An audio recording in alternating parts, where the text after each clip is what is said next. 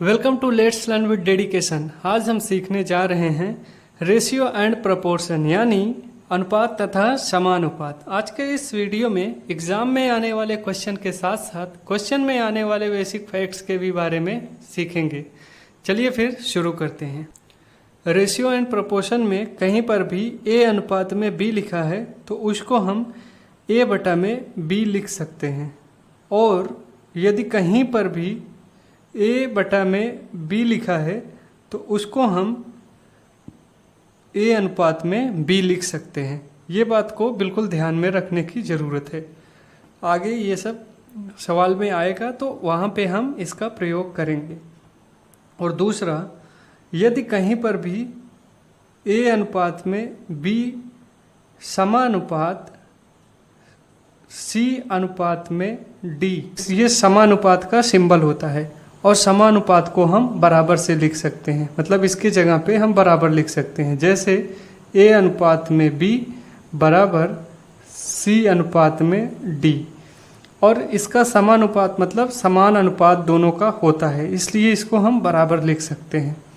तो चलिए अभी हम क्वेश्चन को देखते हैं। जैसे दिया गया है ए अनुपात में बी बराबर 3 अनुपात में 4 तथा बी अनुपात सी बराबर 8 अनुपात 9 हो तो ए अनुपात सी क्या होगा, ये हमें फाइंड करना है। ए अनुपात सी, इस हिसाब से हमको यदि ए अनुपात में बी तो पता है और बी अनुपात में सी भी पता है, लेकिन कहीं पर ए अनुपात में सी हमें नहीं पता है, इसलिए हम क्या करेंगे, हम ए अनुपात में बी पता है और बी अनुपात में सी पता है, तो हम ए अनुपात में बी अनुपात में सी तीनों का रेशियो साथ में हम निकाल सकते हैं। तो इसके लिए क्या है, हम एक जगह कहीं पे लिख लेंगे ए अनुपात में बी अनुपात में सी, यही हमको फाइंड करना है, यही हमको निकालना है। तो क्या करेंगे, हम ए अनुपात में बी दिया है तो ए अनुपात में बी बराबर 3 अनुपात में 4, मतलब ए का रेशियो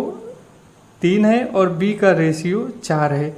और दूसरी जगह दिया है बी अनुपात में सी बराबर 8 अनुपात 9, मतलब क्या है, मतलब ये है कि बी का रेशियो 8 है और सी का रेशियो 9 है। तो हम क्या करेंगे, बी अनुपात सी बराबर बी के नीचे 8 और सी के नीचे 9 अनुपात लिख देंगे। फिर हम इसको नीचे जो है, अब क्या करेंगे, ये जगह पे कुछ नहीं लिखा है, इसको सॉल्व करने का अब ये है कि इसको सॉल्व करने का कई सारा मेथड होता है, लेकिन जो सबसे आसान मेथड है उसको हम इस्तेमाल में लेंगे। तो हम क्या करेंगे, ये स्थान खाली है तो इसके बगल का अंक 4 है तो हम यहाँ पे 4 लिख देंगे। बगल का अंक लेना है, ना कि ऊपर या नीचे का, कुछ नहीं, बगल का अंक लेना है। ये स्थान खाली था तो इसके बगल का अंक 4 था तो हम 4 लिख दिए, और ये स्थान खाली है तो इसके बगल का अंक 8 है तो हम 8 लिख देंगे। अब क्या करेंगे, ऊपर और नीचे का गुणा कर देंगे। जैसे ऊपर और नीचे का 8 में 3 से गुणा करने पे हमारा आ गया 24, और 8 में 4 से गुणा करने पे हमारा आ गया 32, फिर 9 में 4 से गुणा करने पे हमारा आ गया 36। अब कितना है, 24 अनुपात में 32 अनुपात में 36 हमारा रेशियो आ गया। ए का 24, बी का 32 और सी का 36। अभी देखो ये कट रहा है तो इसको हम काट देंगे। मान लो कि ये 4 से कट जाएगा, जैसे 4 से भाग देने पे इसमें 6 बार जाएगा, और 4 से भाग देने पे 8 बार जाएगा, और 4 से भाग देने पे इसमें 9 बार जाएगा। और जिस भी अंक से भाग देना है, जिस भी अंक से काटना है, वह उस अंक से तीनों अंक कटना चाहिए, या जो भी है, 2 है तो 2, 3 है तो 3, जो भी है वो कटना चाहिए। तो इस हिसाब से हमारा 6 अनुपात में 8 अनुपात में 9 आ गया। लेकिन हमसे पूछा क्या है, ए अनुपात में बी अनुपात में सी बराबर 6 अनुपात में 8 अनुपात में 9 आ गया। तो ए अनुपात में सी पूछा है तो ऐसे देखो, ए अनुपात में सी पूछा है तो ए का मान, ए का अनुपात 6 है और सी का अनुपात 9 है, तो 6 अनुपात में 9। लेकिन अभी देखो ये भी कट रहा है, किस, अभी ये 3 से कट रहा है तो 3 दूना 6 और 3 त्रिका 9, मतलब क्या हुआ कि ए अनुपात बी बराबर 2 अनुपात 3। यही हमारा आंसर आ गया। कहीं पर है ये डी, तो यही हमारा आंसर है। अभी अगला क्वेश्चन है हमारा यदि W1 अनुपात W2 बराबर 2 अनुपात 3 है तथा W1 अनुपात W3 बराबर 1 अनुपात 2 हो तो W2 अनुपात W3 क्या होगा। W1 और W2 का रेशियो हमें पता है, W1 और W3 का रेशियो हमें पता है, लेकिन W2 और W3 का रेशियो हमें नहीं पता है। इसके लिए हम क्या करेंगे, वही जो पुराना मेथड, उसी के हिसाब से हम लगाएंगे कि W1, W2 और W3 तीनों का रेशियो हमें जब पता हो जाएगा तो वो जिसका पूछेगा हम उसी का बता देंगे। तो इसके लिए इसमें ध्यान देने वाली बात क्या है कि पिछले वाले क्वेश्चन में हमारा A अनुपात में B, और ऐसे लिख देते हैं, ये पिछले क्वेश्चन का है, उसमें लिखा था A अनुपात B और B अनुपात C, इस हिसाब से था, इस फॉर्म में था। लेकिन इसमें क्या है, W1 अनुपात W2 और फिर से W1 अनुपात W3। इसका मतलब क्या है कि पिछले क्वेश्चन में हमारा B कॉमन था, B A के साथ में भी था और B C के साथ में भी था, तो B को हम बीच में लिखे थे। और इस बार क्या है, इस बार हमारा W1 कॉमन है, W1 W2 के साथ भी है, W1 W3 के साथ भी है।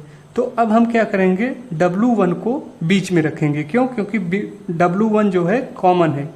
तो हम लिख देंगे W2 अनुपात में W1 अनुपात में W3। जब हम ये तीनों को अब W2 अनुपात में W1, W2 का मान 3 है, हम 3 लिख दिए, W1 का मान 2 है, हम 2 लिख दिए। अब क्या पूछ रहा है, W1 अनुपात में W3 बराबर 1 अनुपात में 2, तो W1 अनुपात में W3 बराबर 1 अनुपात में 2। अब हम फिर वही करेंगे जो पिछली बार किए थे, ये प्लेस खाली है, इसके बगल का अंक 1 है, हम 1 ले लेंगे, ये प्लेस खाली है, इसके बगल का अंक 2 है, 2 ले लेंगे, और ऊपर और नीचे का हम गुना कर देंगे। तो ऊपर और नीचे का गुना करने पे 3 से 1 में गुना करने पे हमारा 3, 2 का 1 से गुना करने पे 2, और 2 का 2 से गुना करने पे 4।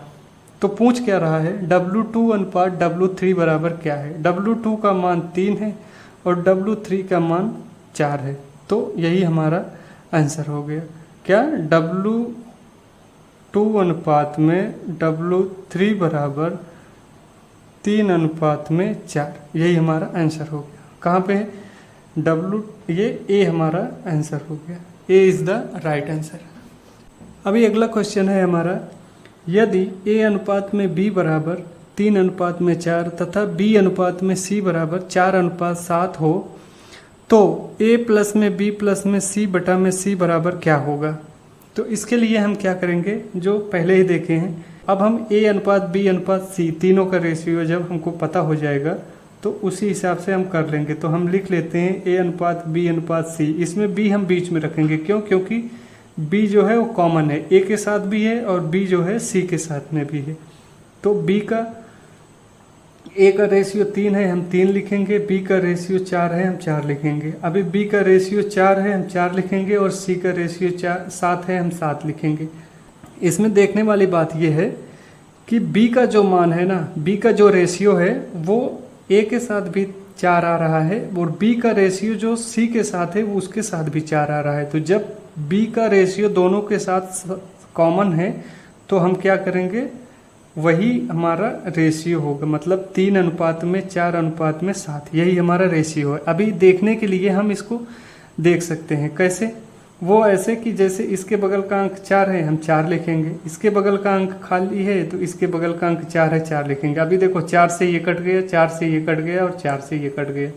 3 अनुपात में 4 अनुपात में 7, A अनुपात में B अनुपात में C का रेशियो जो है 3 अनुपात में 4 अनुपात में 7 है। अब ये बोल रहा है A प्लस में B प्लस में C, मतलब 3 है, A का मान 3 है, B का मान 4 है, प्लस में C का मान 7 है, बटा में C मतलब 7। अब हम इसको क्या करेंगे, ऐड करेंगे, जैसे 4 और 3 7 और 7 14, तो 14 बटा में 7। अब इसका हम भाग देने पे कितना आया, 2, तो 2 इज़ द राइट आंसर, 2 हमारा आंसर हो गया। अगला सवाल है हमारा, यदि ए का 60% बराबर बी का 3/4 हो तो ए अनुपात बी बराबर क्या होगा।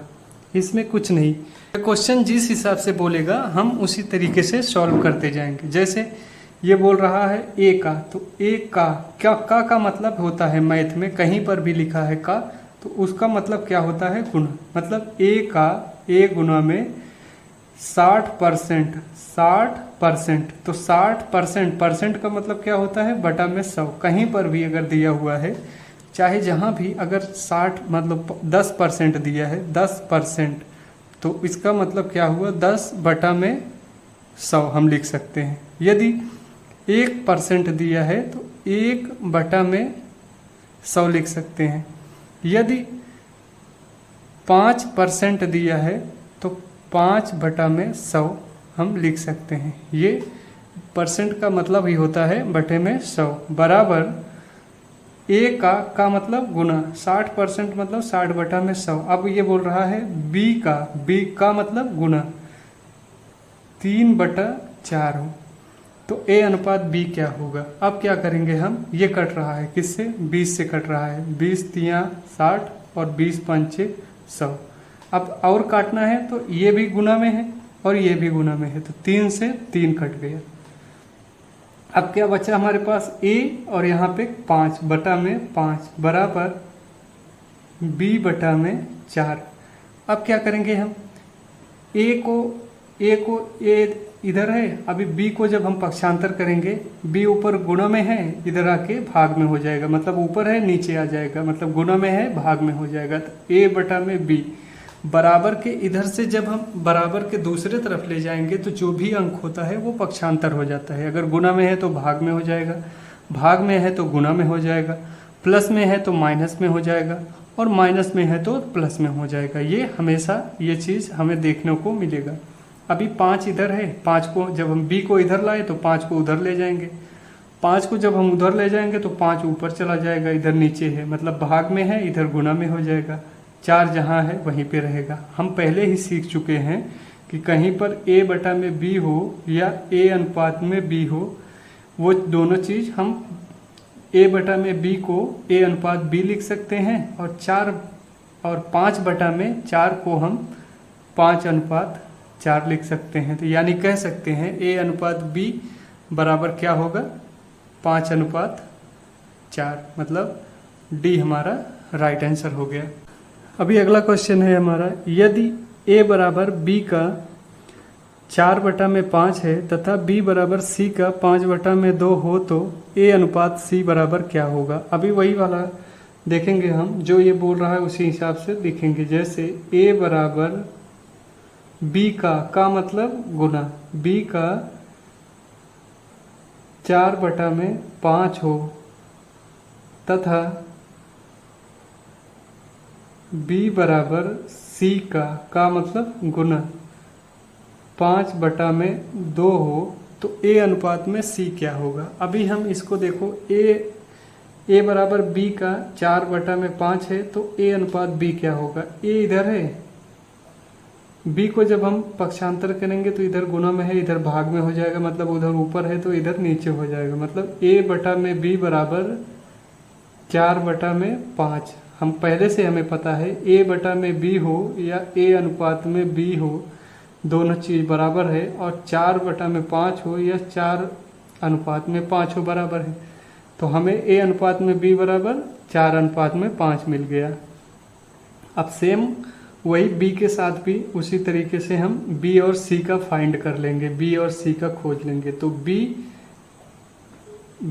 ऊपर है, अब c को जब हम पक्षांतर करेंगे तो c जो है नीचे चला जाएगा, मतलब c जो है भाग में चला जाएगा। तो b/c बराबर 5/2। तो कहीं पर भी b अनुपात c, b/100 c हो या b अनुपात में c हो, 5/2 हो या 5:2 हो, ये दोनों बराबर है, मतलब b अनुपात में c बराबर 5:2। अब हम a अनुपात में b अनुपात में c को फाइंड करने के लिए हम क्या करेंगे, a अनुपात में b 4:5 और बी अनुपात में सी 5:2 है, तो हम क्या करेंगे, अभी देखो ये b जो है a के साथ भी 5 है, b c के साथ भी 5 है, मतलब ये कॉमन जो है दोनों समान है। रेशियो क्या हो जाएगा, 4:5:2, यही हमारा रेशियो हो जाएगा। a अनुपात में b अनुपात में c बराबर 4:5:2। तो a अनुपात में c बराबर क्या होगा, a अनुपात में c बराबर a का रेशियो 4 है और c का रेशियो 2 है। अभी ये और भी कट रहा है, 2 से कटेगा, 2 दूना 4 और 2 एकम 2, मतलब 2:1। हमारा रेशियो क्या है, a अनुपात में c बराबर 2:1। 2a बराबर 3b तथा 4b बराबर 5c हो तो a अनुपात में c क्या है। देखिए 2a बराबर 3b, तो और फिर बोल रहा है 4b बराबर 5c, तो a अनुपात में c क्या होगा। हम क्या करेंगे, a अनुपात में b अनुपात में c जब हमें पता हो जाएगा तो a और c का निकाल लेंगे, या जो भी पूछेगा सबका हम निकाल के बता सकते हैं। जब a अनुपात में b अनुपात में c हमें तीनों का पता होना चाहिए, तो क्या करेंगे, देखो a इधर है, b को हम पक्षांतर करेंगे, b इधर गुणा में है तो इधर आके भाग में हो जाएगा, मतलब ऊपर है तो नीचे चला जाएगा। जब बराबर के दूसरे तरफ ले आते हैं तो वो गुणा में है तो भाग में हो जाएगा, भाग में है तो गुणा में हो जाएगा, प्लस में है तो माइनस में हो जाएगा, या माइनस में है तो प्लस में हो जाएगा। तो इधर से इधर आने पे वो निशान चेंज हो जाता है, मतलब वो सिंबल चेंज हो जाएगा। अभी 2 इधर गुणा में है, इधर जाएगा तो भाग में हो जाएगा। हमें पता है कि a बटा में b या a अनुपात में b 3/2 या 3:2 बराबर, मतलब a अनुपात में b बराबर 3:2। अब उसी हिसाब से हम b का और c का, b इधर लाएंगे, c को जब हम पक्षांतर करेंगे तो c नीचे आ जाएगा, 5 ऊपर है और 4 नीचे चला जाएगा, 4 इधर जाएगा तो नीचे चला जाएगा। तो b अनुपात में c बराबर 5:4, तो b अनुपात में c बराबर 5:4। तो अब हम क्या करेंगे, a अनुपात में b अनुपात में c बराबर क्या है, a और b का रेशियो है 3:2, b और c का रेशियो है 5:4। ये जगह खाली है, मतलब ये प्लेस खाली है, इसके बगल का अंक 2 है, हम 2 लिख देंगे। ये प्लेस खाली है, इसके बगल का अंक 5 है, हम 5 लिख देंगे। अब ऊपर और नीचे का गुना करने पे 5 और में 3 से गुना करने पे 15, 5 में 2 से गुना करने पे 10, 8 4 में 2 से गुना करने पे 8। अब पूछ क्या रहा है, a रेशियो c क्या है, तो a रेशियो c 15:8, यही हमारा आंसर हो गया, 15:8। फिर आज यहीं तक रखते हैं, मिलते हैं अगले क्लास में। तब तक के लिए आप किसी भी बुक को फॉलो करके उससे प्रैक्टिस कीजिए।